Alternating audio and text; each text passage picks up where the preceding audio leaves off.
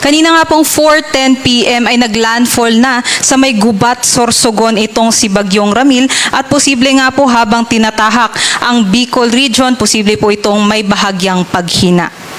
Kanina nga pong alas 4 ng hapon, itong si Bagyong Ramil ay nasa may coastal waters na ng Gubat, Sorsogon at meron pa ring taglay na hangin na aabot sa 65 kilometers per hour at pagbugso na aabot sa 90 kilometers per hour. Sa ngayon nakikita nga po natin, bahagyang humihina nga po yung kanyang pagkilos pa westward dito po sa may coastal waters ng Gubat, Sorsogon.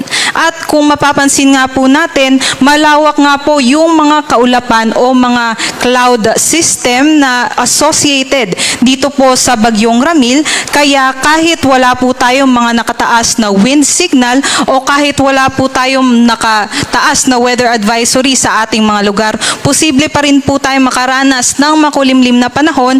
Meron din po tayong mga kalat-kalat na pagulan, pagkulog at pagkidlat dito pa rin sa may western sections ng Central Luzon, kabilang ang Metro Manila, sa may Calabar Zone area, Mimaropa, maging dito po sa malaking bahagi ng Visayas at sa may northern at sa may central portion din po ng Mindanao. Kaya ulitin ko po, kahit walang signal at wala tayong nakataas na weather advisory, posible pa rin po tayo makaranas ng makulimlim na panahon.